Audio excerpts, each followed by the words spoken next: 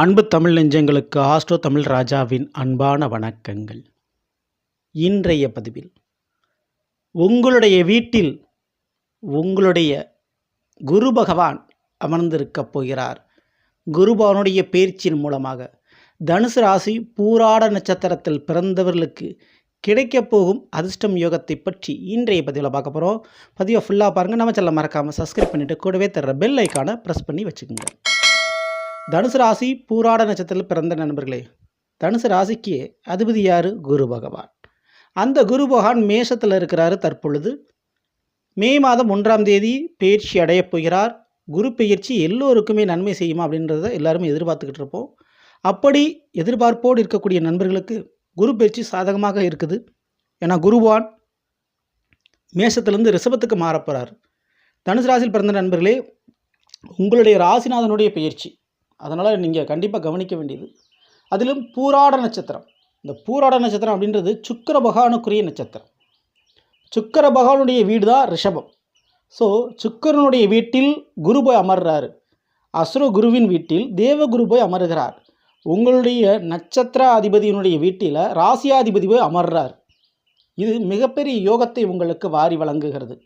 முதல் விதமாக வேலை ரீதியாக நீங்கள் எதிர்பார்த்த ஒரு நிம்மதி, ஒரு சாட்டிஸ்ஃபேக்ஷன், ஒரு திருப்தி ஏற்பட போகிறது. வேலை ரீதியான மாற்றத்தை தாராளமாக நீங்கள் எதிர்பார்க்கலாம். அது நல்ல விதமான யோக மாற்றமாகவே நிச்சயமான முறையில் இருக்கும். அரசு வேலைக்கு முயற்சி செய்கிறவங்க, நிரந்தரமான ஒரு சம்பளத்துக்கு முயற்சி பண்ணுறவங்க, சம்பள உயர்வுக்கு முயற்சி பண்ணக்கூடியவங்க, ப்ரமோஷனுக்கு ட்ரை பண்ணக்கூடியவங்க, வெளிநாட்டு வேலைக்கு முயற்சி பண்ணக்கூடியவங்க, கண்டிப்பாக உங்களுக்கு எல்லாமே நல்லது தாங்க நடக்க போகுது. நீங்கள் எதிர்பார்த்தது கிடைக்க போகுது. அடுத்து வேலை பார்க்கக்கூடிய இடத்துல ஏதாவது ஒரு லோன் ப்ராசஸ், கடன் எதிர்பார்த்துக்கிட்டு இருக்கீங்க, ஒரு ஹவுசிங் லோன் எதிர்பார்த்துட்ருக்கீங்க, ஒரு வண்டி வாகனம் வாங்குறதுக்கு லோன் எதிர்பார்த்துட்ருக்கீங்கன்னா கண்டிப்பாக அதெல்லாம் கிடைக்க போகுதுங்க. வேலை பார்க்கக்கூடிய இடங்கள்லேயே திருமண விஷயங்கள் உங்களுக்கு கைகூடி வருவதற்கு வாய்ப்பு உண்டு. ஸோ வேலையும் கிடைத்து திருமணம் கைகூடக்கூடிய தருணமாக இது இருக்க போகுது. மேலும் குரு பகவானுடைய பார்வை பலன் மிகுந்த யோகத்தை கொடுக்கும். குருவுக்கு 5, 7, 9 பார்வை பலன் உண்டு.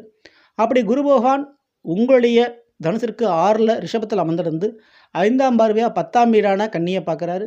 ஸோ கண்டிப்பாக பூராட நட்சத்திரம் பிறந்தவர்களுக்கு தொழில் அப்படின்றது மிகப்பெரிய யோகமாக அமையப்போகுது.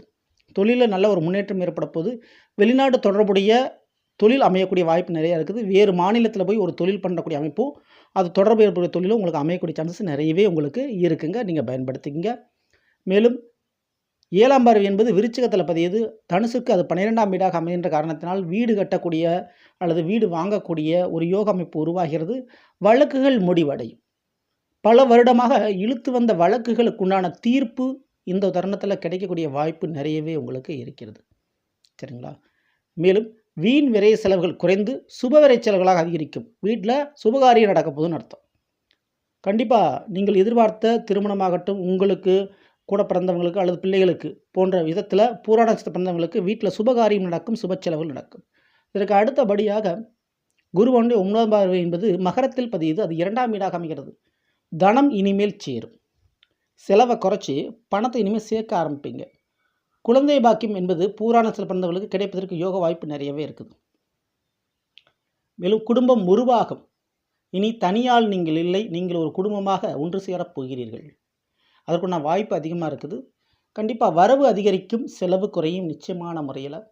ஸோ நட்சத்திர அதிபதியினுடைய வீட்டில் ராசியாதிபதி அமர்வது மிகச்சிறந்த ஒரு யோகத்தை உங்களுக்கு கொடுத்திருக்கிறது. அதனால் எண்ணம் போல் வாழ்க்கை என்று சொல்வார்கள். ஆனால் இந்த ஒரு தருணத்தில் நீங்கள் எண்ணியதெல்லாமே நிறைவேற்றக்கூடிய தருணத்தில் குருவான் உங்களுக்கு இருக்கிறாரு.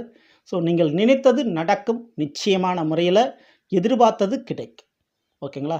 ஸோ மேலும் 6ல் குருவான் மறையிறதுனால முடியக்கூடிய பிரச்சனைகளை மீண்டும் நீங்கள் தொடங்கி விடாதீர்கள்.